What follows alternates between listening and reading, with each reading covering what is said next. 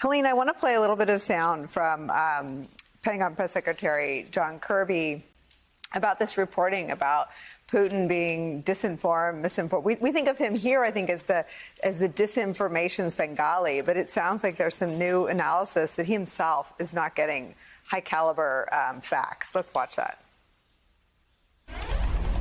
If Mr. Putin is being kept in the dark by his Ministry of Defense, when he does learn the truth, when he actually begins to realize how badly his military is doing in Ukraine, you don't know what kind of reaction that's going to cause in him. So there's a real potential here for potential escalation. Nobody wants to see that. And it could also affect his approach at the negotiating table. Now, they sat down in Istanbul. It looks like those talks were constructive, although inconclusive.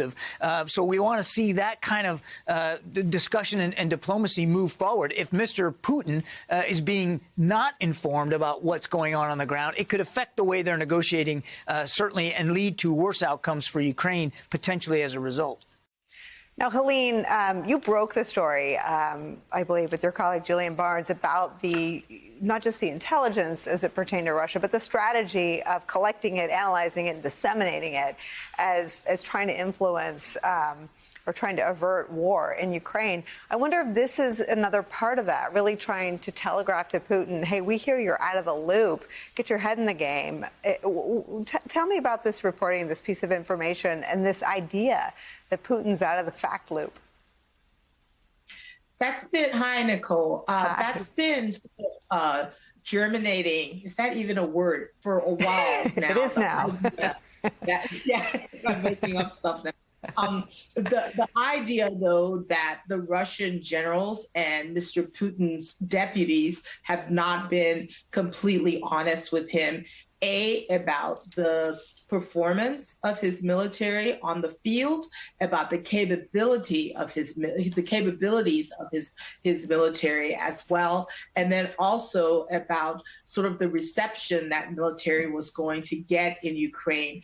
There is a belief among in the American intelligence community, certainly, that Vladimir Putin thought that the Russians would be greeted with much more open arms than they were. He certainly did not expect the level of resistance he's gotten, even in the Donbass, even in regions in Ukraine where that were expected to be a little bit more pro-Russian and that have historically been more pro-Russian. He's not getting the kind of reception there that he expected. He was so angry. We reported a couple of weeks ago that he was so angry that he put a couple of his intelligence officers under house arrest, and they've been there ever since. They were interrogated in their homes. The deputy of Russia's famous FSB and their agency, which is in charge of collecting intel on Ukraine and on what sort of reception they were supposed to be having. And then there's also in the intelligence community now, this belief that Russian generals, there's been so much corruption in the Russian military over the last few years, the so-called very famous modernization of the Russian military that has been ongoing, and everyone expected at first that you would see the fruit of it, this 20-year modernization campaign.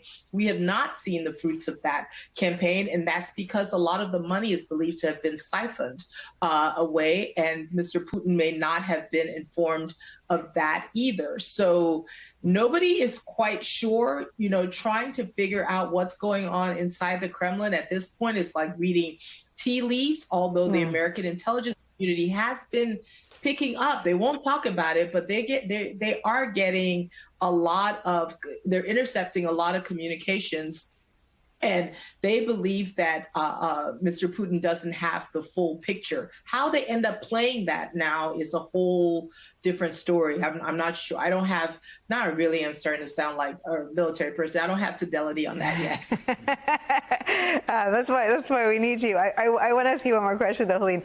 I'm not saying that the intelligence community didn't have an accurate assessment of the Ukrainian military's competence, but it wasn't part of their strategy to project that on the world, whether they knew it or not.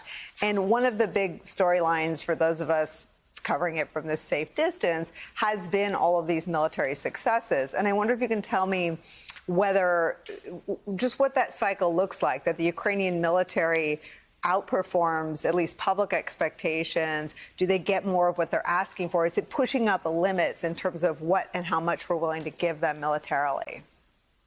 It certainly does. Absolutely. You know, at the beginning, before this started, Biden administration officials kept saying, we think the Ukrainians are going to fight, but we're not sure. And part of that is because they feel like they were burned in Afghanistan last summer. They talk so much today now about the will to fight. And that has been so important in all of that. It was very important last year as you saw Afghanistan fall to the Pentagon. You saw Afghanistan national security forces without that will to fight.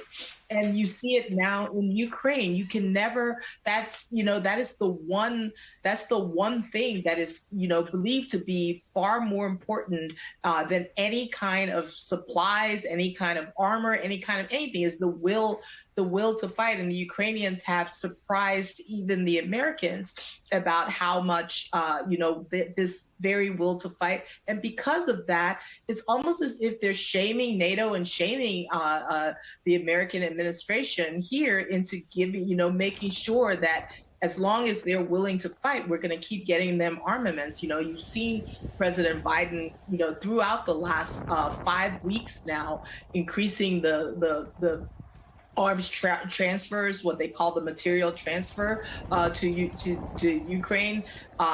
John Kirby, the Pentagon press secretary, said today that more than a sixth of the latest tranche is already on its way over there. They're getting this stuff, the javelins, the anti-tank missiles, the kamikaze drones are getting there fairly quickly. And I don't see any end in sight when it comes to as long as Ukraine is putting up a fight. Well, and the Ukrainian war effort, Rick Stengel, is, I think people will be studying it and looking at it and learning from it for a very long time. It includes one of the most robust public information facets. You've got the what of Zelensky, and then you've got what he does and what he says. You've got his members of parliament all over TV and all over Washington calling for exactly what Helene is describing. You've also got this ability to sort of hear and accept the confines of our debates in this country. And even the no-fly zone has been the ask has evolved. Let me play some of this sound from Alexandra Ustinova on our network earlier today about what they're looking for now. The key problem for Ukrainians now is the no-fly zone. And when we say the no-fly zone, we mean we don't need your air jets be shooting down the Russian air jets. We're asking for the air defense system that we can operate and the air jets that we can fly so we can create our own no-fly zone and protect our cities.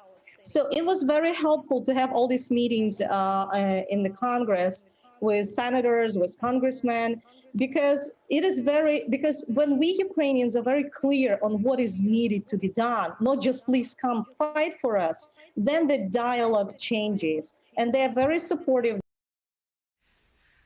They have constantly found a way to push on doors that are at least somewhat open. Yes. By the way, to go back to the earlier discussion about Putin not being informed, yeah, that's please. a long tradition in Russia. There's an old joke about Joseph Stalin that he could never hold a cabinet meeting because no one wanted to be the first person to sit down. That's the whole idea with Putin. He has 20 feet between him and everybody else. There's been a lot of reporting about him not getting information. By the way, some of that may have been leaked by someone in the Kremlin because they want to make sure that Putin gets the information. That's not beyond them.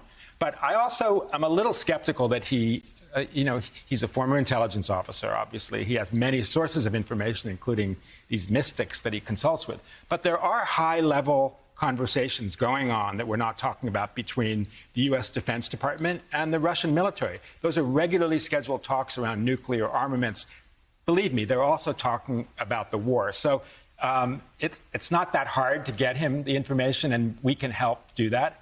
But to get back to your question, I mean, the Ukrainians have been incredibly valiant, and people will be studying Zelensky's response for 100 years, just the way they're still looking at Churchill's response in 1941 through 1946. He's been masterful about it. And because the way people fight has to do with people's spirit, they're caring about the country, he's been a fantastic cheerleader for Ukraine. I think that has been, as Napoleon said, an extra division for them. So it's really a marvel, and I still marvel at what he's doing right now.